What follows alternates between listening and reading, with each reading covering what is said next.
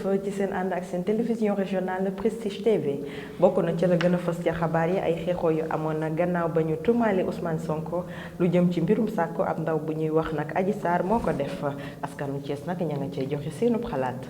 kii di Omar Badiane yëkkati na ay kàddu ngir wax la mu xalaat ci dëkkuwaay yi nga xamante ne daaneel nañu leen fële ci Mbour 4 extension. l'armée sénégalaise bi teg na loxo ñi nga xamante ne ñooy kuréelu rebelle ya nekkoon fële ca Casamance te bokk ci MFDC xibaaru bitim réew yi ak tàggat yaram ñooy ndax keppe xibaar yi nes tut ñëw ak yéen ci yaatal gi.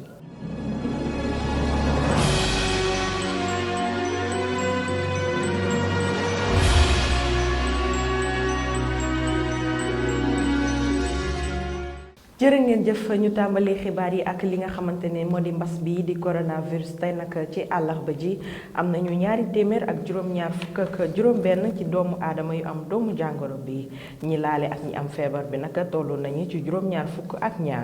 ñaari téeméer ak ñeent yu ñu wàll te kenn xamul fu ñu leen wàlle ka leen wàll nag mu ngay wéy di wàlle ñaari téeméer ak juróom-ñett fukk ak juróom nag wér nañu juróom-benn fukk ak benn nag nekk ci anam bu jéggi dayoo. fukk ak ñaar nag génn nañu àddina ñeenti junni ak ñeenti téeméer ak juróom fukk ak juróom ñaar ñu ngi leen di fàcc jamono yi ca l'hôpital ya njiitu Pastef bii di Ousmane Sonko ak ndaw buy wuyoo ci turu Adji Sarr nag moo ko jiinoon ne daf ko doon sàkku fële ca bërëb bu ñuy wax Sweet Beauté loolee nag taxoon nag ba ay xeexoo amoon ci biir réew mi askanu Thiès nag ña nga cee joxe seenu xalaat ñu teewlu leen ci micro Fatou Fall ak Ndeye Awa Sarr. xam nga moom ci boppam weddiwul ni dem na. moom ci boppam weddiwul ni da doon dem pour masser foofu mooy première erreur am parce que doo am ñaari jabar ngay dem ci salle de massage et puis paraît que ni sax du salle de massage salon de coiffure la kon donc sa wér te moom moo taxal boppam bi nag def na ko parce que moom moo dem ci ay xale yu jigéen non seulement l'islam nanguwul jigéen di masser góor moom en tant que kilifa en tant que chef de parti dugg ci salon ay jigéen jëla maase loolu sax ay jabaram bu ñu ko yëgee sax du ñu am lu leen neex à plus forte raison que diine ji ak Sénégal kon donc ce qui veut dire li ñu wax ni moo ko def su ko defuloon kenn du ko wax maa ngi ni demuma fa keneen demu fa waxuñu moom ma fa dem ñu maase ko moo ko def. Sénégal yëpp moom xam nañ moom loolu amul loolu moom amul ndax Sonko du tey dong lañ ko tuumaal lii man moom du ma faraluma Sonko waaw du ma politique faraluma Sonko defuma dara mais ñëpp xam nañ moom du dëgg du yoon amul complot la complot bu gouvernement bi teg dong la. na day faju loolu la wax te xam nga tamit nit ki tamit li mu wax moom loolu dong la leen mën a jàpp waaw am na jabar sura mala moom damay dem samay soxna moom njàmmay massage xam naa moom juum na foofu noonu. mais nañ bàyyi enquête bi def liggéeyam tamit. gannaaw ba ñu daanelee kër ya nekk fële ca Mbour 4 extension kii di Omar Badiane di njiitu parti alternative sénégalais ma nga yëkkati ay kàddu ngir di ca wax la nga xam ne moom la ci gis. ñu ñëpp xool nañ fan yi problème Mbour 4 la fa xew dara parce que président moo fi ñëwoon dig leen da koy régulariser bu président sàmmoon kàddoom kon li fa am dafa aw mais daf leen wax la mu wax defu ko. nit ñay tabax ba nekk fa ñu xëy toj seen i kër loolu moo indi problème bi te loolu lu ñaaw la fekk avant boobu gis ngeen fi nit ñoo xam ni ñi fi amoon ay kër dañ leen a nungu mais bu nuñ ko kër gi au lieu nga jox ko kuy dëkk dañ koo jaay si saase am xaalis di si enrichir xam nga loolu ñaaw na moo tax ñu ni président ñu ñaan ko ni ko dañ koy ñaan di wax ko fermement ni ko ñi nga xam ne dañ seen kër nañ defaraat seen i kër ñi nga xam nu ngu doon seen kër na leen ko jox parce que njaboot la parce que boo amee sa kër yaakaar sa njaboot looloo tax kër di fa toog yenn dal yi parce que bu dee ñëw di jéem a basé wu si texte yi naan da leen may deux ans pour nga mën ko def mais bu doon loolu la kon lébu yi kon duñu moomati suuf parce que da lay jox ne kër gi biin si 2 ans yi bu ñu ñëwee boo defu peine dara dañ koy nungu bu doon loolu kon lébu yi duñu amati suuf te bu koy gis kër di am valeur nga gis kër di muy toll loolu pour ñàkk ko liggéey la parce que quand on parle de peine et soins du caaginu da nga fay tabax parce que kër boo ko dee saytu di ko bale kenn du fa tuur mbalit nga borne ko loolu mooy ay soins kenn du ko gis tey jii ku jënd kër da koy jaay ay peine et soins ngay jaay bu dee terrain ngay jaay ndax peine domaine national kenn ñi ma koy jaay moo tax nit ñi di continuer peine et soins quand on perd de peine mooy lu fa def nga gis ko mais ay soins kenn di ko gis kon nit ñi xam seen kër nekk fa da leen jàndoo jaay dooleem te li ma leen di yëgal personnellement maa ngi si liggéey incha allahu rabi jël naa ay avocat ñu ngi ñëw pour attaquer décision bi surtout arrêté bi nga xam ne moo constitué la commission de distribution parcelle bi nga xam ni mairie ville moo ko jiite. parce que maires yi yëpp ñoo toll toutes les maires sont les communes sont d'égale dignité amul benn maire bu nekk si kaw mairie ville dañ ko créer pour mutualisation donc domaine de compétence yi ñëpp ñoo ko bokk par rapport à ça. ci ndaje boobu sax moom Omar Badiane daal dina yéey yàbbi ci mbirum Ousmane Sonko bi nga xam ne moo lëmbee jamono ji réew mi ñu seetaan ko. président Ousmane Sonko ñu jëpp fan yi xëy dégg nañ li ko dal ak coow li nga xam moo ko topp ñun en tant que doomu aadama donc nekk kilifa ami mbokk ami doom ami lépp loolu lu métti la loolu vraiment ñu ngi koy tiislu di ko ànd ak moom naqar boobu te di ko naan ko massa. beneen bi nga xam ne moo si xew Ousmane Sonko aussi député la citoyen la Sénégal dafa am ay yoon loo xam ne moo fi nekk Sénégal dañ député bala nga ko woo da nga assemblée mu dindi muy mbalaanu kiir laayam kon danoo wax gouvernement bi bu fekkee Ousmane Sonko dafa am problème ak yoon nan jaar si yoon respecté procédure normale yi nan dindi mbalaanu kiir laayam bu ñu dindee mbalaan mi nag maintenant ñu woo ko bu ñu ko wooyee dégg ko bu ñu déggee li enquête yi wax ak leneen boobaa ñu nen am position mais fi doon gouvernement bi na dindi milaay kiraay yi mais lii muy def rafetul provocation bi muy def jël ay alkaati teg ko si buntu këram bu ngeen gisee image yi am démb ñi ni toj seen i bopp ñii ñuy lakk seen i oto kër yoo xam dañ koy def fi ñu toll dëkk bi tey bi ñu fépp ñu koy def loolu dafa rafetul kon boog gouvernement bi na dal dindi mburaay mi balaa ni kiraayam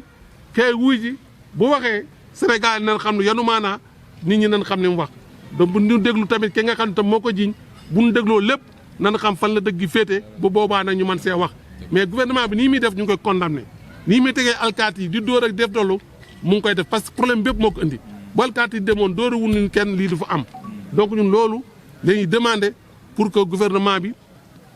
dalal xelam Ousmane Sonko citoyen la am na député la na respecté ay droit am na respecté ay droit topp ko dañu ko war a toppee mais topp boo xam ne nag topp sañaxal la loolu moom ànduñu si tey ànduñu si ëllëg ñun dañ koy condamné loolu ànduñu si. kuréelu rebelle bokk ca MFDC fële ca Casamance l'armée bu Sénégal nag teg na leen loxo daal di dindi la nga xamante ne mooy seen ñeenti base yi nga xam ne sampoon nañu ko fa ci leeral ñu ànd ci ak Mamadou Ndione. armée bu Sénégal daal di def jaloore ca pëcc saalum réew bi di Casamance la ko waral nag lu tollook ñeenti base yoo xam ne rebelle yi fare ci mouvement des forces démocratiques de la Casamance nekkoon nag ca frontière ba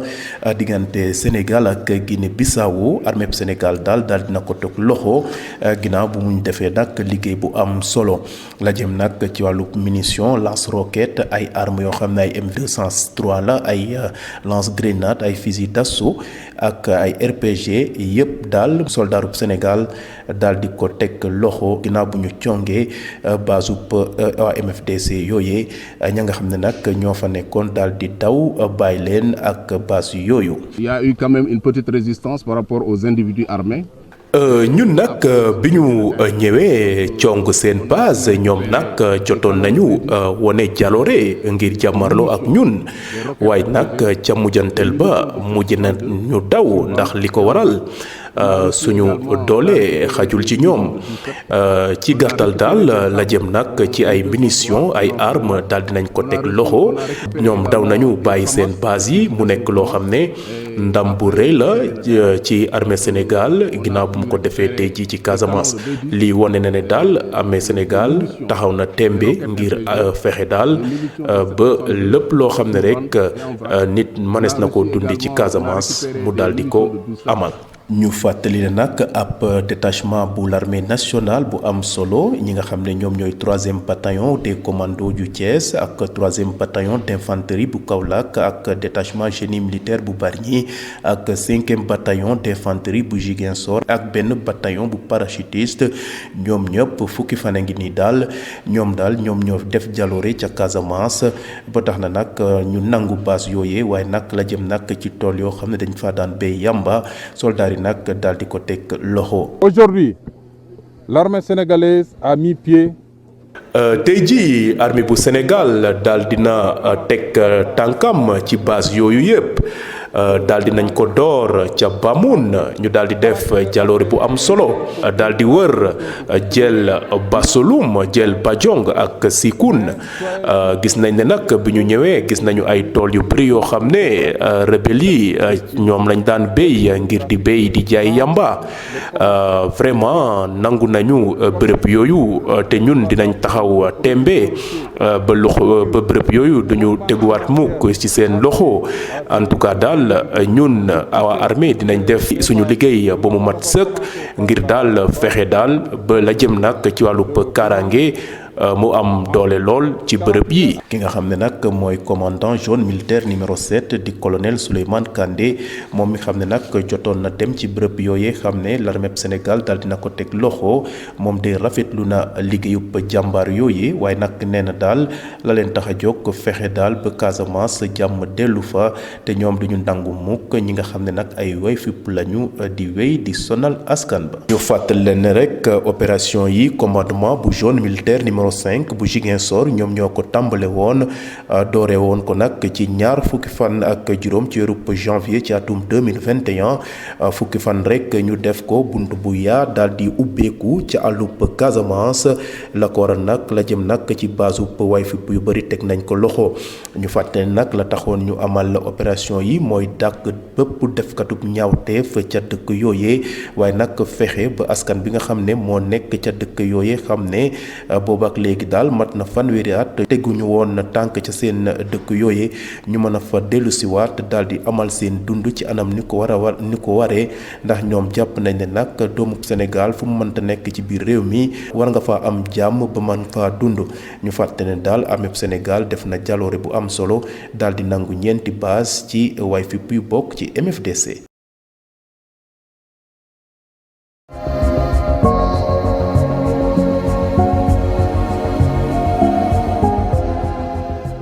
xibaar yi ñeel biir réew mi la ca gën a fës bokk na ci ab lakk bu metti bu amoon fële ca dëkk bu ñuy wax Kakole loolee nag tax na nag ba benn xale bu jigéen daal cee ñàkk bakkanam Mariam li ci yaatal gi. ñu tàmbali xibaar yi ñeel biiru réew mi ak benn lakk bi am ci village bu ñuy wax Kokole foofu nag ñeent fukk néegu ñax lakk bi yóbbaale na ko ak benn xale bu am benn at moom tamit bakkanam des na ci lakk bi itam la yóbbaale na ay lekk ak benn xaalis bu takku bi nga xamante ne groupement de jigéen yi nekk foofu ñoo ko doon dajale xar yeeg nag yépp lakk bi yóbbu na leen ñu fàttali rek ne dëkk boobu mu ngi nekk ci département bu Médina Fula jamono ji nag waa sapeur pompier ak élément eaux et forêts yi ñu ngi foofu ngir fay lakk bi waaye ba tey xamuñu ana lan moo ko waral. ñu dem ca Kaolack foofu nag mbas mi dugg na ci biir école yi ki ko xamle nag di coordinateur G7 bu nekk ca Kaolack di Babacar Kébé moom nag nee na juróom-ñaari enseignant mbas mi laal na leen ba jamono ji ñu ngi kër docteur ñu fàttali rek ni foofu ci biir école yi nekk Kaolack mesure barrière yi dafa xaw a des ci loolu nag ñuy ñaax rek syndicat yu nekk loolu nag moo waral tey syndicat yi nekk foofu di lancer appel ci ñu def ay comité de veille ci biir école yooyu léegi ngir ñu gën a mën a respecter mesures barrières yi ñu jeexalee ko ak conseil bu l'observation des règles éthiques et de déontologie yi nekk ci biir média yi ñoom nag ñooy invité rek taskatu xibaar yi ci ñu def ndànk ci affaire viol bi ñu jiiñ Sonko mu ngi ko xamle nag ci benn communiqué bu ñu génnee ni ci démb ci talaata ñoom nag ñu ngi ñaawlu liggéeyu yenn taskatu xibaar yi ci viol bi ñu jiiñ Sonko ci loolu nag ñuy woo rek journaliste yi ci ñu respecter éthique bi ak déontologie wu journalisme.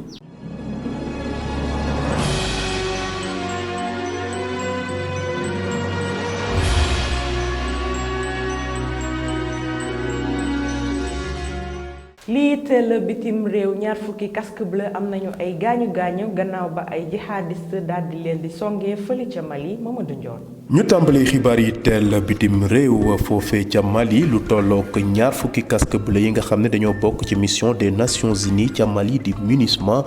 ñoom nag dañ leen a gaañ am nañu ay blessure ginnaaw bu ñu congee seen camp nekk ca diggub Mali ca wetub Kéréna ab bërëb la boo xam ne nag ay jihadiste yi daal dañuy faral di fa def ay cong yu am solo ba tax na nag ci semaine yi weesu daal fukki doomu soldaaru Mali daal di nañ leen faat ca gox googee waaye nag jàpp nañ ne daal attaque ya daal ñu ngay wéy di am ca gox boobee di Kéréna. jóge Mali dem fële ca Nigéria ci jàppoon ngeen ne ci fukki fan ak benn ci weerub décembre bi weesu ñetti téeméer ak ñeent fukk ak ñeent ay élèves dëkk foofee ca Nigéria jotoon nañ leen daal jàpp ba ca soowub réew ma ña nga xam ne nag ñoom ñoo defoon ñaawteef boobee sax ki nga xam ne mooy njiitu Boko Haram jotoon na wax ne moom moo ko def ba daal coowo ba daal wala àdduna gi yëpp métti lu ni mel ala talaata bi démb nag ñu daal di am xibaar ne ka nga xam ne nag moom mooy chef ba defoon ni mel te ñu yónni woon ko daal am na ñoo xam ne jàppale woon nañ ko bu mu amal nag enlèvement xale yooyee moom nag ci wàllu boppam daal dina weer ngànnaay ya daal di wax ne daal moom génn na ci Boko Haram la ko waral nag moom mooy ñaan amnistie maanaam tuub la mu doon def ngir daal dellusiwaat ci askan bi dëkk boobee nag di Jamfara gouverneur ba daal moom moo signé woon amnistie boobee waaye nag ñi nga xam ne nag ay way politique lañu daal ñoom ànduñu ci ni mel ndax daal ñoom duñu jaaroo taal ak ñi nga xam ne ñooy defkatu ñaawteef yooyu. jeexale xibaar yi teel bitim réew ca Congo Brazzaville direction générale des affaires électorales maanaam kuréel ka nga xam ne moo yor la jëm nag ci wàllub wate ya daal dina tëj inscription ya ci juróom-ñetti fan ci weeru février ci atum 2021 ñi nga xam ne nag ñoom ñoo candidat yi xam ne ñoo bëgg a bokk ci wate yi fas yéene am ci ñaar fukki fan ak benn ci weeru mars ñu jàpp ne nag lu tollook juróom-ñetti candidat daal dinañu samp seen ndënd te ku nekk nag wares nga versé wala joxe lu tollook ci caution ci ñaar fukk ak juróomi million ngir mën a bokk ci wate yooyee.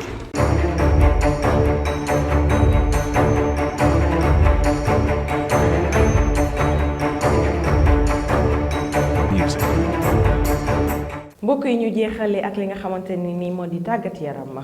équipe yi di bokk ci U17 muy bu Gambie ak bu Sierra Leone ñoom nag daal nañ leen génnee ci tournoi bi nga xamante ni moo di CAN gannaaw ba ñu defee ay test yu nga xam ne ñu ngi koy woowee IRM loolee nag wane ni seen ay joueurs yi bokk ci équipe ba dañoo am lu ëpp fukki at ak juróom-ñaar. équipe bu Sénégal bii daal dina jël ndam li daal di fas yéene bokk ci demi-finale tournoi zone A bu fédération ouest africaine football. moom nag dina bokk ci CAN ba weer bii di ñëw ca Maroc gaynde yi nag ñoo daal di duma ñi nga xam ne ñoo di waa Mauritanie ci 4-0 ci dara. jërë ngeen jëf mbokk yi loolee nag moo nekkoon xibaaru tey yi ñu daal di leen di jaajëfal di leen ñaanal fanaanu jàmm te itam di leen jox dëgg yàgg ba ëllëg incha allah.